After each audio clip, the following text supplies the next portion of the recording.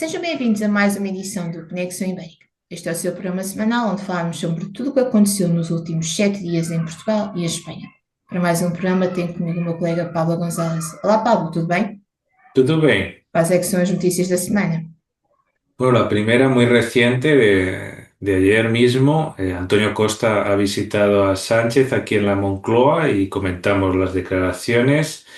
En segundo lugar, el corredor del sudoeste ibérico convoca en Madrid su noveno foro centrado en la conexión ferroviaria entre Madrid y Lisboa. Y por último, un par de cosillas sobre la nueva producción y una vieja producción también de Fernando Trueba relacionada con Brasil.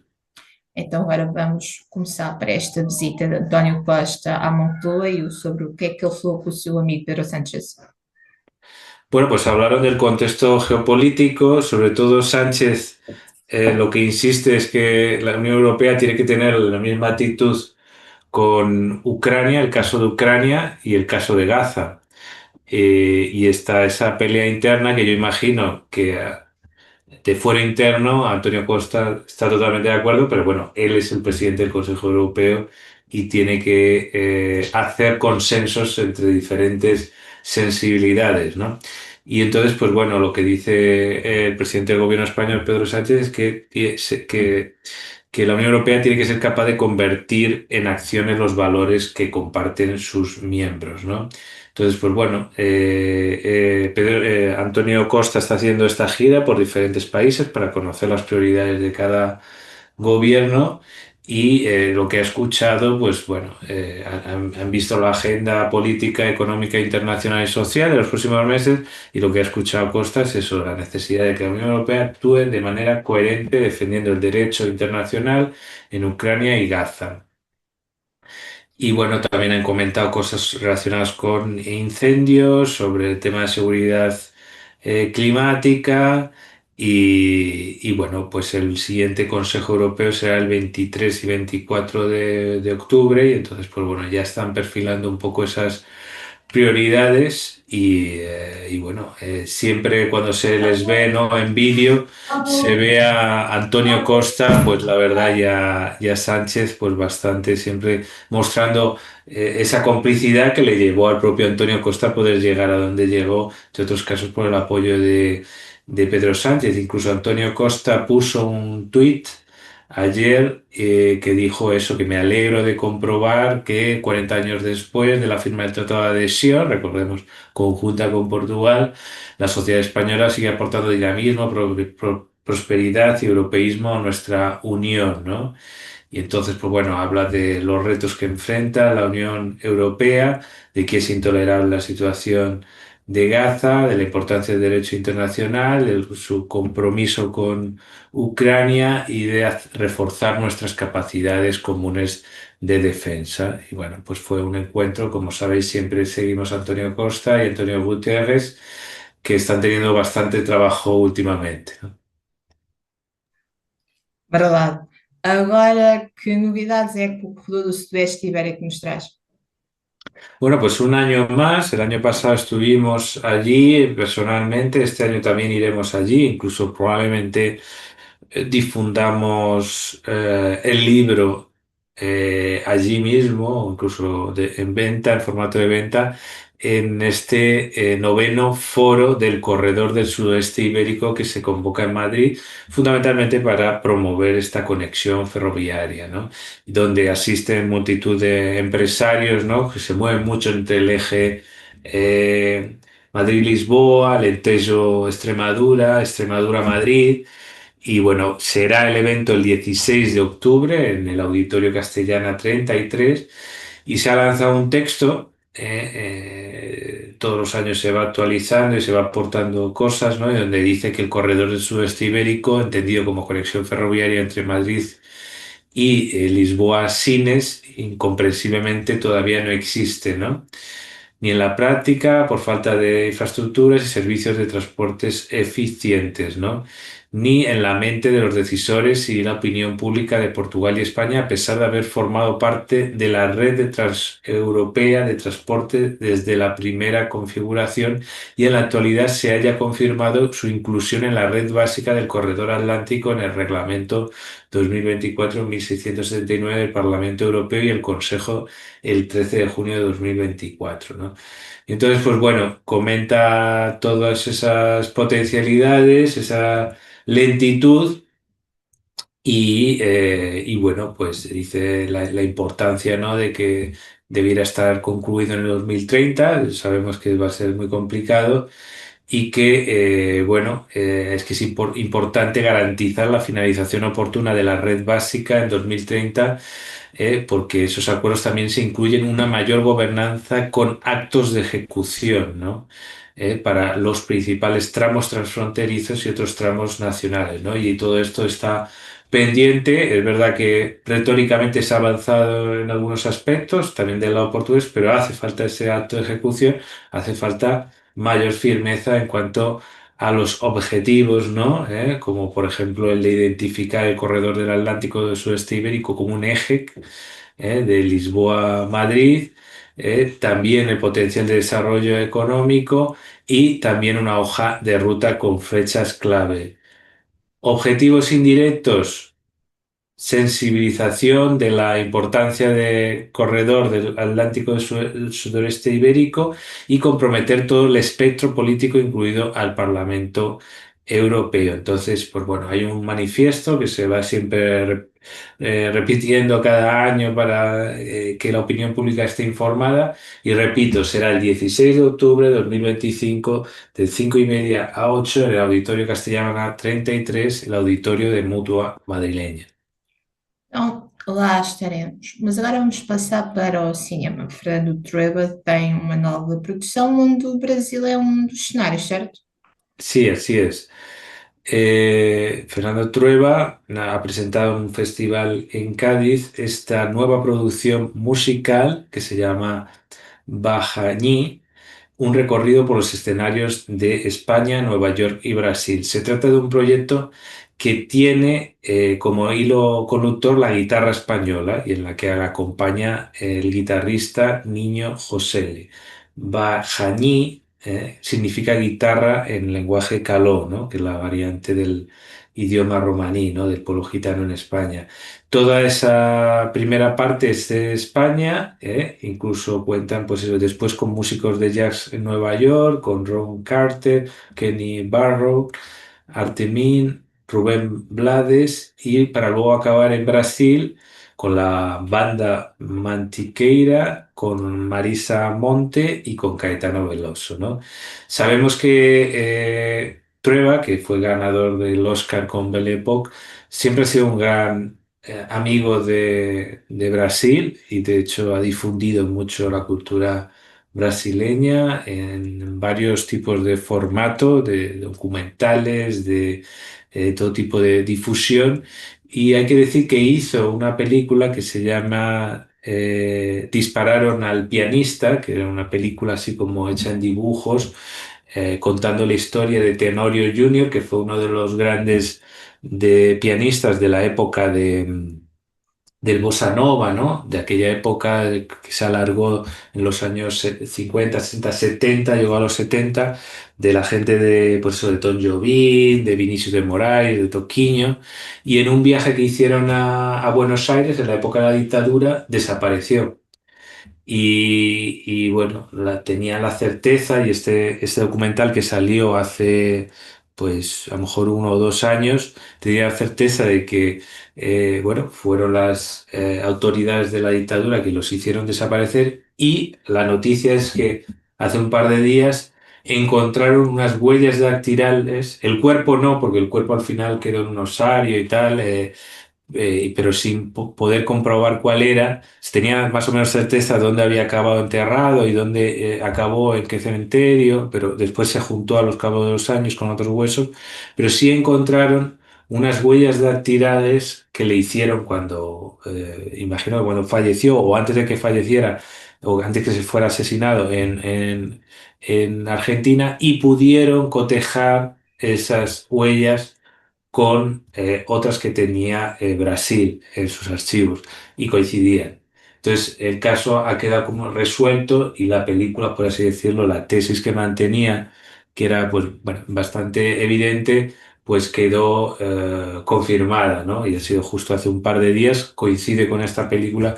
Imagino que más adelante Fernando Trueba dará declaraciones en ese sentido y se habrá alegrado como se ha alegrado y buena parte de la izquierda brasileña y de los que lucharon contra la dictadura brasileña. Hasta aquí mis tres temas. ¿Cuáles han sido los tuyos, Andrea? Bem, começamos com Castelo Branco, que vai receber um festival internacional dedicado ao tango. Passamos para a Infanta Sofia, que já está em Portugal, e apresentamos um pequeno roteiro turístico do que pode ver e comer na nova casa dela no bairro de Benfica. E para terminar, terminou a Vuelta e não foi vencedor, teve muito para perto. O segundo lugar ficou no português João Almeida. Muy bien, pues vamos a Castelo Branco, que es esa gran ciudad muy cercana de la raya y que, bueno, tiene esa expresión, ¿no? Latinoamericana, iberoamericana del tango, ¿no? Exatamente, então Castelo Branco vai receber pela sua quarta edição um festival internacional dedicado ao tango. É uma cidade onde o tango tem muitos fãs, tem mesmo aulas de tango, e neste festival vão ser um total de 25 horas com várias atividades, aulas, workshops, mesmo palestras, com vários nomes portugueses, mas especialmente também internacionais, dedicados a esta forma de música e de dança, que é património material da Unesco, tal como o fado ou o flamenco também são. Bem, este festival vai acontecer em outubro, é organizado ou dinamizado pela Associação Argentina Apelação por Abraço, que tem como objetivo dinamizar ou apresentar o tango argentino em redor do mundo, e vai trazer a Portugal e tudo uma dupla que eles são e tudo considerados os campeões, os bailarinos campeões do mundo de tango. Existem competições de tango, estes são os campeões do mundo que vão estar em Portugal, Bárbara Ferreira e Agostinho Agnes. Bem, o programa vai ter, como disse, 25 horas de tango non-stop, 4 milongas, vai acontecer em várias zonas da cidade de Castelo Branco, e uma boa parte destas atividades são de entrada livre, mas me aconselho a todos que estejam em Castelo Branco ou perto a participarem neste festival. Pues sí, muy interesante esas conexiones. Y bueno, la infanta Sofía está ya en Lisboa, ¿no? Disfrutando de la ciudad y bueno, también respondiendo a a sus propias obligaciones como estudiante. Y nos cuentas un poco cómo va a ser su vida. Ya se ha hecho algunas fotos que ha divulgado recientemente Casa Real entre los monumentos típicos de Lisboa, pero cuéntanos un poco qué consejos le tienes para que se divierta. Exato, então, Sofia, fala-te em português porque parte das tuas aulas também vão ser dadas em português. Estás a ter aulas na zona da Baixa, mas o dormitório da Forward College é num bairro que eu pessoalmente conheço muito, muito bem, que é o bairro de Benfica. Então decidi fazer um pequeno artigo com algumas dicas de turismo, não ao longo da cidade de Lisboa, que isso é uma zona muito turística, mas especialmente naquele bairro que tem como nome completo São Domingos de Benfica, mas ficou, vamos dizer, conhecido no mundo pelo um clube de futebol, o Sport Lisboa e Benfica. Então, no artigo apresento vários sítios, mas para também não ser muito longo este bocadinho deste vídeo, vou só dar 3 sítios ou 3 coisas que ela poderá fazer ao longo deste ano, da sua vida universitária, neste primeiro ano que vai passar em Portugal. Bem, então, quem conheça mais ou menos a cidade de Lisboa, conheço uma avenida grande, chamada Praça de Espanha, por acaso. Continua essa avenida e continua e vai encontrar uma zona que é o Jardim Zoológico. O Jardim Zoológico de Lisboa é literalmente a porta de entrada para este bairro de São Domingos de Benfica. Bem, no Jardim Zoológico, a principal coisa que se faz lá é o espetáculo com golfinhos, porque isto, não sei se quem seja de fora de Portugal saiba, mas a cidade de Lisboa é a única capital europeia onde existem golfinhos ao ar livre. Portanto, quem passear e tudo perto do Tejo, ali na zona de Belém, os consegue ver a brincar no meio dos barcos à vela e depois sob outras zonas, como Setúbal, há passeios onde dá para ver os golfinhos bem, bem perto. Bem, ali eles estão no Jardim Zoológico, mas para além do espetáculo de golfinhos, que sempre é o ponto alto de todas as visitas a este espaço, é possível ir à aldeia dos macacos a ver os elefantes ou mesmo viajar no teleférico. Sei que ultimamente em Lisboa a palavra elevador e teleférico já mete um bocadinho de medo, mas aquele é seguro. Bem, continuando entrando um pouco mais para dentro do bairro de Benfica, e como ela vai passar o primeiro ano em Portugal e já estamos relativamente próximos e tudo da zona, da altura do Natal, bolo rei. O bolo rei é uma coisa que o português que se preze tem que ter à sua mesa na altura das festas. Bem, o melhor bolo rei de Benfica claramente está numa confeitaria, numa pastelaria, como queiram chamar, chamado Califa, ou seja, ela poderá sempre ir comprar uma fatia de bolo rei ou um bolo rei tudo inteiro para levar para o palácio quando voltar para casa. Bem, e para terminar este mini roteiro pelo bairro Benfica, e como eu comecei a dizer que muito provavelmente o nome Benfica celebrizou-se devido a um clube de futebol e como a própria Infanta já se mostrou bastante adepta do desporto rei, nada mais, nada menos do que uma visita ao estádio do Sport Lisboa e Benfica, e tudo. Fica relativamente próximo da confeitaria, logo se ela, no dia em que ela for à confeitaria, pode descer a avenida, é mais ou menos no mesmo sítio. No estádio do Sport Lisboa e Benfica, que tem o maior estádio do país, com uma capacidade para 68 mil pessoas, vai receber uma das meias finais do próximo Mundial de 2030. Mesmo à entrada destes estádios há uma estátua de Eusébio da Silva Ferreira, o Pantera Negra, considerado o melhor jogador português de futebol, pronto, antes de aparecer Cristiano Ronaldo, mas pronto, antes de Cristiano Ronaldo era Eusébio. E dentro do estádio, para além da habitual visita que se faz a este local, há sempre um museu, que é o Museu Cosme Damião, que é o fundador deste clube de futebol, onde poderá ver todos os prémios que o Sport Lisboa Benfica, não no futebol, mas também noutras modalidades, conquistou ao longo da sua história, incluído as Champions e outras competições internacionais. Mas há muitas mais coisas para fazer em Benfica, logo espero que durante o próximo ano conheça não só este bairro, mas o resto da cidade de Lisboa. Muy bien, pues la verdad que les has dado bastantes dicas importantes para que se lo pase bien en Lisboa. Bien, acabó la vuelta, ¿no? Y bueno, es verdad que con el asunto de las protestas ha quedado como en segundo lugar, en este caso, valga la redundancia, la gran actuación, ¿no? Del ciclista, de João Almeida, ¿no? Exatamente. Então, João Almeida, que já o tínhamos e tudo falar na última volta do ano passado, começou aqui em território português, mas infelizmente ele teve que abandonar a prova. Mas ele já há um ano dizia que o seu objetivo era ficar no pódio. Um ano depois ficou no pódio e muito próximo e tudo do primeiro. Acho que foi ali uma diferença de pouco mais de 40 segundos. Bem, o ciclista português João Almeida, que corre pela equipa Away Emirates, ficou em segundo lugar nesta edição da Volta, que foi ganha pelo dinamarquês Jonas Vingegaard. Mas sim, como bem disseste, infelizmente a volta ficou marcada pelos protestos pró-Palestina, pela participação de uma equipa de ciclismo que também esteve presente na volta a Portugal, ou seja, esta equipa literalmente nem voltou a Israel, passou de um país para o outro, porque eles também estiveram em Portugal, onde também houve protestos. Bem, e o encurtamento de várias provas, mas vamos focar-nos um pouco mais, não na questão da Palestina, já que já falaste quando falaste sobre António Costa, e podemos falar de tudo o que se falou, não só à volta da Vuelta, mas também do Festival da Eurovisão da canção, mas vamos focar um pouco mais então nesta prestação de João Almeida.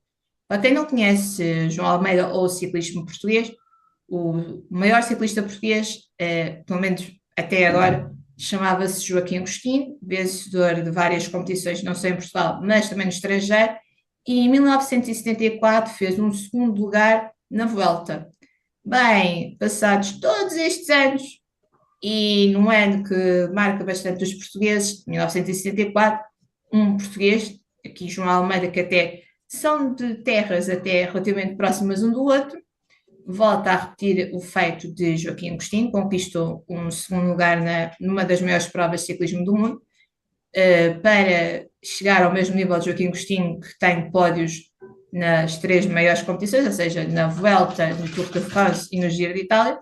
A Almeida só lhe falta mesmo o Tour de France, já que já tinha o Giro de Itália, agora tem a Vuelta.